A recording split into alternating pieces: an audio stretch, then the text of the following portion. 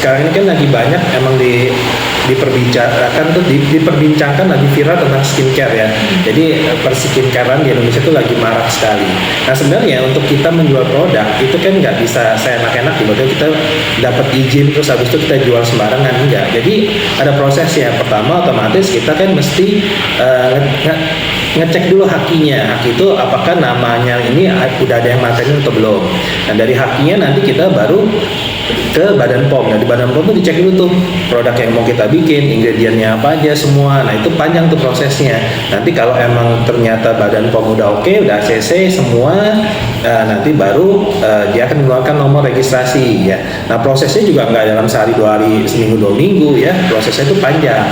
Nah nanti setelah udah ACC Badan POM, nanti kan ada lagi itu dari packagingnya semua nih, dipastiin semua packagingnya, terus yang perlu ditulis di packagingnya apa aja, ingredientnya apa aja, bahan aktifnya apa, cara pemakaiannya gimana. Kalau misalnya ternyata tidak cocok ada atau misalnya timbul efek samping apa yang mesti dilakukan, di stop atau apa, konsultasi ke dokter semua. Terus jelas itu ada nomor registrasi BPOM-nya yang bisa dicek di websitenya BPOM. Jadi kita bisa ngecek di website BPOM, buka aja websitenya, masukin nomornya, akan keluar tuh registrasinya, produknya sesuai apa enggak, kita ngecek tuh. Terus nanti pembuatnya siapa, kalau misalnya emang sekarang lagi marak maklon, PT yang membuatnya apa, buat siapa, dibikin, nah itu jelas semua tuh, baru bisa. Nah kalau misalnya tiba-tiba dijual-jual sembarangan, itu emang tidak boleh dan emang sebenarnya tidak bisa gitu. Tapi kan sekarang banyak nih dok, produk skincare yang instan di pasaran. Itu dia. Jadi kadang-kadang gini, kalau orang ngomong mafia skincare, itu kan dari dulu ada ya. Nah orang namanya mafia skincare itu udah pasti ujung-ujungnya adalah bisnis, uang. Jadi mereka akan fokusnya ke uang, keuntungan. Mereka tuh nggak peduli mau kesehatan kulit kayak mau kulit orang rusak kayak, mereka udah nggak peduli. Pokoknya yang penting ujungnya uang. Jadi kalau namanya depan ada mafia skincare, otomatis tuh akhir-akhirnya semuanya duit. Jadi udah nggak mikir kesehatan lagi. Nah kenapa marak? Karena ya sekarang banyak oknum-oknum yang memanfaatkan regulasi, celah-celahnya dipakai segala ya. Kemudian apalagi sekarang lagi banyak orang berdua dengan online. Nah online itu regulasinya dulu online itu kan nggak seketat seperti yang offline ya. Nah kemudian sekarang mungkin udah mulai agak ketat karena banyak masalah-masalah polemik kayak gini ya. Tapi dulu kan seenak-enak ya, orang bisa jual online seenaknya, terus nanti just tip dari mana-mana lah, produknya nggak jelas. Belum nanti yang sebenarnya etiket biru yang lagi rame kan, etiket biru kan sebenarnya itu hanya boleh dengan resep dokter, dengan pengawasan dokter. Kenapa begitu? Karena tujuannya untuk melindungi si konsumen sendiri. Karena efek sampingnya kalau nggak diatasi atau pemakaiannya tidak sesuai dengan aturan, itu akan menimbulkan efek samping yang merugikan si konsumen. Makanya dengan resep dokter, dengan pengawasan dokter. Nah ternyata sekarang di mana-mana jual lah itu etiket biru dijual bebas. Dapat dari mana mereka produknya? Nah itu tadi dibilang ada oknum-oknum yang kadang-kadang membuatkan, menawarkan, terus habis itu mereka juga yang penting jualannya laku. Mereka nggak peduli ini bukan dokter yang jual. Jadi itu oknum-oknum itu yang kadang-kadang tidak bertanggung jawab dan tidak bijaksana kalau saya bilang. Dan kan tidak semua masyarakat kita tuh bisa edukasinya itu gampang diterima sama mereka ya. Ada kita bisa menerima secara cepat, ada yang enggak, ada yang kadang-kadang gampang terpengaruh segala. Jadi kan setiap orang beda-beda nih. Jadi kalau gitu kamu ngomong satu nangkapnya ini, satu nangkapnya ini, nah itu nggak bisa sembarangan. Makanya kalau main jual bebas terus habis itu nanti belum karena ujung-ujungnya bisnis uang, terus belum si mereka memakai influencer yang selebgram lah, yang pada mempromosikan dan orang tertarik dengan hal seperti itu, yang kadang-kadang iklannya juga overclaim segala. Nah itu nggak semua masyarakat kan bijaksana bisa nerima. Kalau yang bijaksana nerima, masyarakat otomatis begitu lihat gitu mereka cek dulu bener gak ini, jangan bohong nih. Terus abis itu dicek lagi ini produknya bener gak, ada Badan POM-nya gak, mereka cek ke registrasinya bener gak, kan nggak semuanya begitu gitu. Tapi kalau krim pencerah sendiri juga kan sekarang banyak dok di mana-mana ya, apalagi pengusaha-pengusaha skincare juga menawarkan pencerah wajah. Nah iya, gini, itu yang mesti diedukasi juga ke masyarakat ya. Sebenarnya sekarang kan mereka itu udah kiblatnya itu ke arah Korea K-pop ya. Jadi mereka anggap yang kulitnya putih adalah yang cantik. Kalau nggak putih nggak cantik. Padahal itu semua orang itu kan sebenarnya dengan kelebihan kekurangan masing-masing ya semua cantik, semua ganteng gitu loh. Kan relatif. Kadang-kadang kita ngomong si A itu biasa aja, tapi yang lain bilang enggak dia cantik, kan beda-beda gitu loh, relatif. Dan semua orang itu mestinya cantik, enggak cuman yang putih gitu loh. Itu yang mesti diedukasi dulu ya.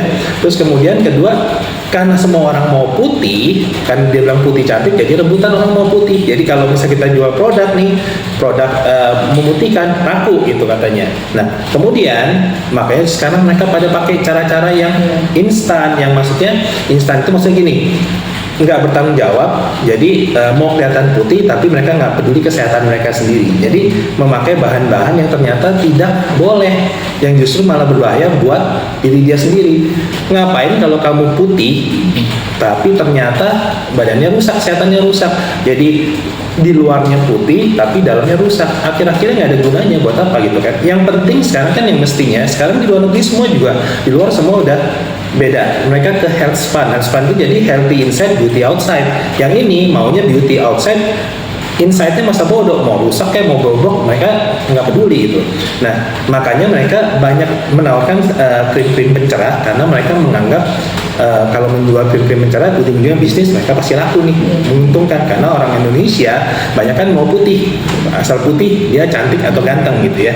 Nah ini kayak kemarin nih kan ini baru, kalau ini udah jelas beritanya ya, kemarin baru ketangkap 2 hari lalu nggak salah ya, itu di suatu daerah lah di Indonesia itu ternyata benar-benar ditangkap, ternyata itu krim-krimnya mengandung merkuri. Nah sekarang merkuri itu apa? Merkuri itu mereka banyak pakai, kenapa? Karena merkuri itu salah satunya gunanya untuk mencerahkan kulit wajah, memutihkan atau mereka secara lebih cepat gitu ya. Nah sebenarnya merkuri itu kan logam berat yang bisa menyebabkan toksin atau misalnya keracunan atau berbahaya untuk tubuh kesehatan. Jadi sifatnya si merkuri ini korosif itu kalau kita aplikasi terus-menerus dia akan membuat kulit menjadi lebih tipis, kemudian kerusakan jaringan kulit, bahkan bisa mengganggu kesehatan kita. Kenapa? Karena walaupun dioles, penetrasinya bisa masuk ke dalam organ tubuh juga, misalnya ke gangguan saluran cerna, kemudian ke sistem saraf, kemudian ke gangguan ginjal. Bahkan kalau yang terpapar lewat makanan, beberapa literatur itu menyatakan malah mengganggu fungsi otak, gangguan fungsi otak. Jadi kerja otak kita akan terganggu. Nah, kemudian selain itu kalau untuk ibu-ibu hamil itu kan juga berbahaya. Kenapa? Karena bisa menyebabkan keguguran atau sampai bayinya nggak bisa tumbuh kembang karena pengaruh dari si merkuri itu. Nah, kemudian bisa juga kalau nggak bertanggung jawab dan jangka panjang misalnya atau terpapar, itu bisa juga sebagai karsinogenik itu maksudnya dia menyebabkan kanker kulit. Nah itu kan bahaya. Nah sekarang mereka nggak mengedukasi, si yang jualan mah nggak mengedukasi begituan. Yang penting gua untung, gua cuan, gua dapet duit. Habis itu, dan putihnya juga bukan putih sehat ya. Kalau orang pakai merkuri itu putihnya tuh putih kayak didempul. Jadi kayak tembok didempul, ntar lama-lama malah timbul hiperpigmentasi, malah timbul flek hitam kadang-kadang. Nah, jadi kalau ditanya ciri-ciri orang pakai merkuri atau enggak, biasanya itu iritasi pada kulit. Iritasi itu bisa gatel, bisa merah-merah, bisa ruam-ruam kemerahan. Terus habis itu bisa juga tadi perubahan struktur warna kulit. Jadi bisa putih, tapi putihnya putih nggak sehat, kayak didempul, kemudian bisa timbul flek hitam malah, ya kan? Terus kulitnya jadi lebih sensitif, lebih tipis biasanya. Nah, karena sensitif tipis otomatis gampang terluka. Begitu terluka nanti penyembuhan yang nggak sempurna, timbul jaringan parut. Jadi kadang-kadang efeknya itu sebenarnya nggak cuma dipakai di depan awal, oh iya kelihatannya lebih kelihatan lumayan ya, padahal efek sampingnya banyak dan itu emang tidak diperbolehkan. Di Indonesia juga diperbolehkan. Nah kalau ditanya ada nggak kosmetik yang mengandung, dulu setahu saya ada peraturan dari BPOM itu untuk riasan, kosmetik riasan, misalnya riasan mata itu boleh mengandung, tapi dosis kecil banget ya, jangan disalahgunain nih, 0,007% setahu saya dulu ya. Tapi untuk krim nggak boleh. Nah, tapi nanti itu diupdate lagi, coba dicek ke BPOM bener nggak masih dipakai itu peraturan itu. Gitu. Dok, ini kan mengenai tadi merkuri ya. Nah, sebagai masyarakat terbesar kan juga masyarakat kecil ada beberapa yang mungkin belum mengetahui produk yang mengandung merkuri itu ciri-cirinya seperti apa sih? Mungkin dari baunya, dari warnanya, atau memang yang di produknya itu tidak ada label BPOM atau seperti apa nih? Nah, gini, kalau produk yang mengandung merkuri jelas nggak mungkin ada BPOM-nya, karena kalau ada BPOM nggak mungkin tembus itu loh. Produk krim yang mengandung buat wajah segala macam yang mengandung merkuri udah pasti nggak mungkin ada BPOM-nya, karena nggak mungkin tembus ya. Satu, kedua, kalau ditanya dari sediaannya bagaimana gitu ya. Nah sebenarnya kalau sediaannya agak susah, apalagi orang awam melihatnya agak susah. Yang tahu itu merkuri atau enggak, satu ownernya, kedua pabrik yang membuatnya. Nah ketiga ya kita mesti uji lab otomatis baru ketahuan ada merkuri apa enggak. Tapi untuk sepintas ada beberapa itu yang sediaannya seperti ada warna putih terus agak mengkilap, agak glowing. Nah itu, tapi nggak semuanya begitu ya. Kadang-kadang kojic acid ditambah AHA ditambah citrat laktat juga gambaran seperti itu gitu loh. Tapi rata-rata kalau yang ada merkurinya, kalau saya perhatiin tuh dia agak ada mengkilap gitu loh biasanya. Tapi ada juga yang nggak ada waktu itu krim, tapi itu udah di ban sama BPOM lama ya. Itu warnanya dia agak ke coklat muda kayak Ivory gitu. Itu ternyata juga ada merkurinya gitu. Dokter, mungkin terakhir buat masyarakat umum gimana sih solusi atau tips yang membedakan? Gini. Kembali lagi. Sorry sebentar, yang berstiker biru juga kan kayaknya ada juga ya dokter ya? Oh, kalau yang beretiket biru itu kan jelas etiket biru itu hanya boleh dipakai dengan resep dokter. Jadi resep dokter tuh nggak mungkin dia ngeresepin merkuri. Tapi gitu. disalahgunakan ada nggak sih? Nah, kalau disalahgunakan oknum berarti bukan dokter yang meresepkan. Berarti oknum-oknum yang sembarangan mereka pakailah etiket biru. Tapi kalau dokter yang sesuai aturan ya, dokter-dokter yang saya yakin deh semua dokter di Indonesia itu semuanya pasti mau dia komersil, mau dia idealis, mau dia pengabdian, pasti dia care sama si pasiennya ya. Jadi mereka kalau untuk mencari untung uang tapi dengan melakukan hal yang seperti berlebihan seperti itu, kayaknya kemungkinan mereka tahu bukan kode etik lagi, itu mereka tahu apa, Aturan. kemanusiaan, karena itu efek sampingnya kan merusak dari nyawa orang dan merusak orang. Nah kalau itu kayaknya dokter Indonesia nggak mungkin gitu. Jadi kalau untuk etiket biru dengan resep dokter mestinya dia tidak akan meresepkan si merkuri ya. Nah terus satu itu, kedua gini, gimana caranya? Kalau kita bermasalah dengan kulit, otomatis yang pasti kita lakukan adalah satu, kita bermasalah dengan kulit, kita pergi ke dokter yang berkompeten di bidangnya, dokter kulit, spesialis kulit dan kelamin ya. Kita cek, kemudian mereka akan mengecek kita, terus habis itu melihat masalah kita apa, kulit apa, dia akan meresepkan obat buat kita. Satu. Kedua, kalau misalnya belum mau ke dokter, kita mau beli produk yang buat beli bebas misalnya, satu, kita cek dulu produknya itu yang pasti ada BPOM-nya apa enggak. Nah begitu ada nomor BPOM-nya, bisa buka website BPOM, masukin nomor registrasinya, keluar kan, yang di ban juga keluar. Nah setelah itu habis itu disesuaikan dengan, kan ada indikasinya buat kulit apa, disesuaikan dengan jenis kulit. Kalau ternyata tidak cocok juga, yang bisa kita stop, kita konsultasi ke dokter. Nah itu yang paling idealis sebenarnya seperti itu. Nah terus habis itu jangan sembarangan beli krim-krim gitu, kalau misalnya apalagi yang abal-abal segala macam. Nah masukannya gini, buat yang influencer segala macam itu, kalau yang buat mempromosikan di endorse krim-krim itu ya, itu jangan sembarang ambil. Maksudnya jangan cuma karena dibayar duit dia mempromosikan dengan overclaim segala macam, jangan. Jadi kita itu kan dosa juga, karena kan ini kita ngomong untuk masyarakat juga ya.